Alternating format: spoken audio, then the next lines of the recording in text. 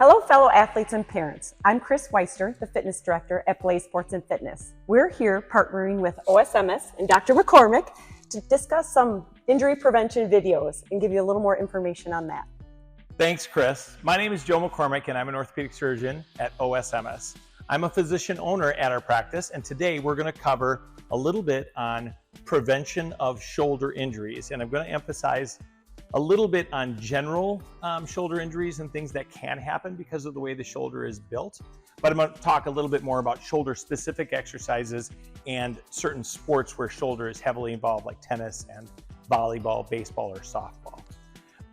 As you know, the shoulder joint is a ball and socket joint and is, in general, sort of prepared in the human body to have lots of range of motion, but it isn't quite as stable. Not as stable as our hips or perhaps our knees or our ankles.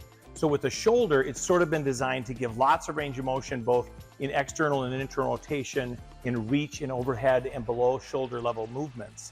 But it does take a little bit of prep to have that particular joint perform for us in sports. One of the things we notice a lot in prepping for your sport is just warming up. And that's a pretty easy one to do.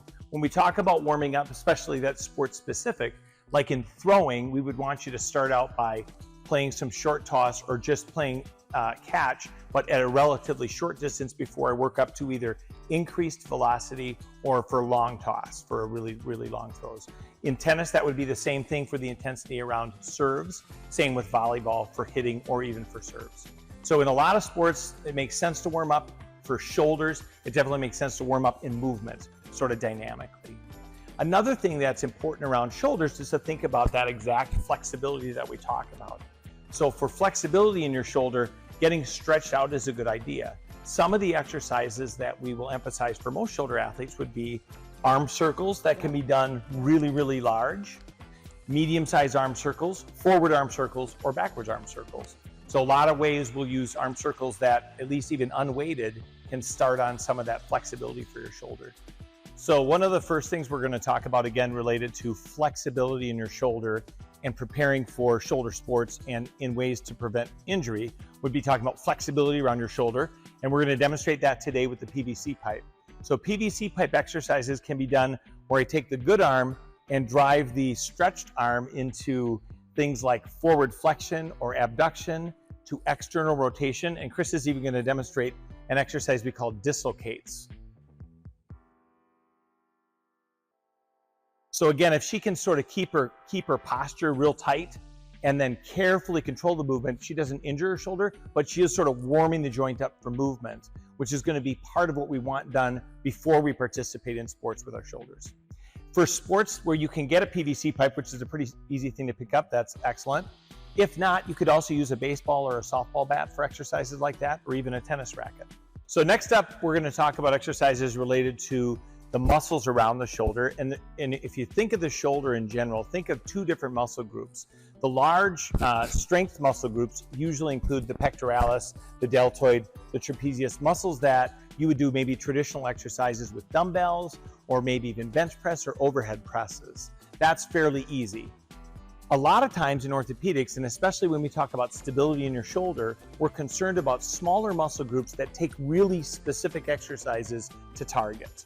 So the first muscle group we're going to talk about is the rotator cuff muscles that can be strengthened by using things like a band exercise held in internal and external rotation. And so that's done like this, trying to hold the core real tight and strong as we bring the arm in toward the abdomen. And then without even necessarily changing the band, she can just change her position and work on different muscles in external rotation. Again, these are targeting those smaller muscles of rotator cuff that help with stability around that ball and socket joint. And that really will help with injury prevention for sports. Next up, we want to cover a number of different exercises that can be done. Again, this is for shoulder prevention of injury with the TRX. Now, the TRX is really a nice device because it's fairly easy to have around. There's a lot of versatility to what we do with this exercise, and it's almost always governed by body weight. So you don't really need a whole bunch of sets of things. You can just use the TRX. Now, the first ones I want to talk about are going to be related to the posterior muscles that pull our scapula back or together. Those muscles are fairly important again because they help to create stability around what's inherently an unstable joint. And those are muscles that in a lot of our day-to-day activities, we don't emphasize a lot. Our society is kind of stuck on our phones, stuck on our computers, and everything's in front of us. So a lot of the strength maneuvers or small maneuvers that we do are all right in front. And you sort of forget about postural muscles that are to pull your shoulders back. But these exercises are really great to get those muscles activated, and the stronger they are, the better that they can control deceleration in throwing or other overhead activities.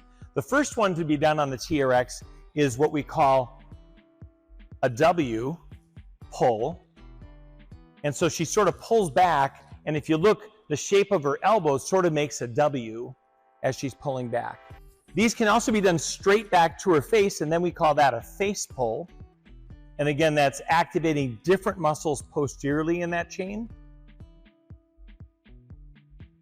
And then finally, she can do one side or the other side in an exercise that's called an archer pull.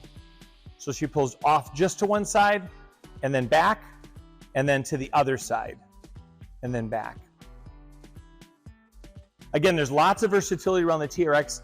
This is mostly around that posterior chain to help strengthen those muscles around the scapula. Okay, next up, again, we're gonna stick to the TRX, but now we're talking about the muscles that are more concentrated to the anterior part of the shoulder. And so for that stability, the TRX can be used by just flipping her around and working first off on an exercise like a chest press. Again, chest presses can be done with lots of different exercises, but this is the way it's done on the TRX. She sort of holds her core very tight as she presses forward to activate that delta and pectoralis at the front. Now, another thing that can be done toward the front, again, around shoulder muscles, is related to the triceps. So in this same position, you can switch around and do a press specifically on triceps to strengthen those muscles. And again, she's just using body weight and the TRX to get that exercise done. And then finally, an additional way, again, in this same position, is to work on an overhead press. And she can do that, again, leveraging against her body weight with the core real tight and using the TRX exercise.